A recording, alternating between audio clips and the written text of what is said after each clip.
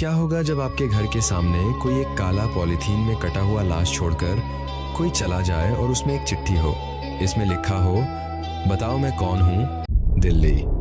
रात के 4 बज रहे हैं, यह शहर सो रहा है और इसे नहीं पता कि इसी शहर की सड़कों पर इसी वक्त कुछ ऐसा हो चुका है जो इसकी नींद हमेशा के लिए उड़ा देगा। तिहाड़ जेल, भारत की सबसे बड़ी जेल। एक गार्ड अपनी रात की आखिरी राउंड पर था। वही सड़क, वही अंधेरा, वही सन्नाटा। लेकिन आज मुख्य दरवाजे के ठीक बाहर एक काला पॉलीथीन का थैला पड़ा था। गार्ड रुका, उसने थैला खोला और उसके हाथ कांप गए। अंदर था एक इंसान का कटा हुआ पैर। लेकिन सबसे डरावनी चीज वो नहीं थी। सबसे डरावनी थी एक हाथ से लिखी चिट्ठी जिस पर लिखा था, पुलिस वालों, पहचानो कौन हूं मैं, पकड़ सको तो पकड़ लो। ये खेल अभी शुरू हुआ था। इस कहानी की जड़ें हैं बिहार के एक छोटे से गांव में, जहां चंद्रकांत झा पैदा हुआ। गरीब घर, कम पढ़ाई, लेकिन आंखों में एक खामोश जलन, कुछ बनने की, कुछ साबित करने की। 1980 के दशक में वो दिल्ली आया, उसी ट्रेन में जिसमें लाखों मजदूर आते हैं सपने लेकर, जिंदगी बदलने की उम्मीद लेकर। दिल्ली हर साल लाखों को निगलती है। धर्मेंद्र भी उन्हीं में से एक था। बिहार का एक युवा लड़का, थका हुआ लेकिन उम्मीद से भरा। सालों बाद चंद्रकांत एक ठेकेदार बन चुका था। उत्तम नगर में उसका छोटा सा कारोबार था। मजदूरों को काम देता था, रहने की जगह देता था। पड़ोसी उसे जानते थे, दुकानदार उससे हंसकर बात करते थे। कोई शक नहीं करता था। यही उसका असली हथियार था।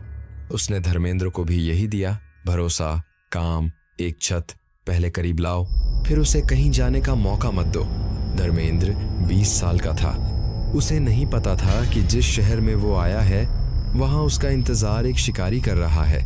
किसी बात पर झगड़ा हुआ। चंद्रकांत का चेहरा नहीं बदला, बस आंखें बदल गईं। धर्मेंद्र फिर कभी नहीं दिखा। बिहार में उसकी मां इंतजार करती रही। 1 हफ्ता, 1 महीना, पुलिस में रिपोर्ट हुई और फाइलों के ढेर में दब गई। दिल्ली में यह रोज होता है। उस रात एक अंधेरे कमरे में चंद्रकांत अकेला था, बिल्कुल शांत, बिल्कुल बेखौफ। 2006 में तिहाड़ के बाहर फिर एक थैला मिला, फिर एक चिट्ठी। यह पहली बार नहीं था और पुलिस को अब समझ आ रहा था यह आखिरी बार भी नहीं होगा। इंस्पेक्टर की दीवार पर नक्शा था, लाल निशान, धागे, तस्वीरें। हर सुराग एक दीवार बन जाता था। वो चिट्ठियां बार बार आती थीं। हर बार वही हाथ, वही लिखावट, हर बार एक ही दावा, मैंने न्याय किया। उसने तिहाड़ को ही क्यों चुना? क्योंकि उसकी नज़र में वो खुद जज था और तिहाड़ उसकी अदालत। इसी दौरान वो बाजार में सब्जी खरीद रहा था, पड़ोसियों से हंसकर बात कर रहा था, भीड़ में बिल्कुल इनविजिबल। पुलिस दौड़ रही थी, छापे मार रही थी, लेकिन हर रास्ता बंद। 1 करोड़ लोगों के शहर में वो जानबूझकर छुपा हुआ था। रात को वो बैठकर एक और चिट्ठी लिखता था, धीरे धीरे, इत्मीनान से। उसे मजा आ रहा था और यही उसकी सबसे बड़ी गलती थी। 2007 में राम अवतार आया, एक और मजदूर, एक और भरोसा। लेकिन इस बार चंद्रकांत अपना काम पूरा नहीं कर पाया। राम अवतार भागा अंधेरी गलियों में, नंगे पांव, टूटी सांसों के साथ, और सीधे पुलिस स्टेशन पहुंचा। पहली बार एक असली नाम था, एक असली चेहरा, एक असली पता। उस रात उत्तम नगर में छापा पड़ा। दरवाजे टूटे और चंद्रकांत झा को पुलिस ने पाया कुर्सी पर बैठा हुआ, बिल्कुल शांत, जैसे उसे पता था, जैसे उसे कोई फर्क नहीं पड़ता था। हथकड़ी लगी और वो खाली नजरों से इंस्पेक्टर को देखता रहा। पूछताछ में उसने 3 हत्याएं कबूल की, धर्मेंद्र, अनिल कुमार, संजय। असली संख्या आज भी पूरी तरह पता नहीं।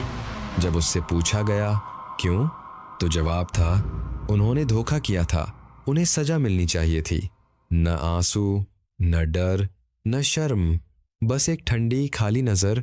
आज चंद्रकांत झा तिहाड़ जेल में बंद है, उन्हीं दरवाजों के पीछे जहां वो अपने शिकारों के टुकड़े रखकर जाता था।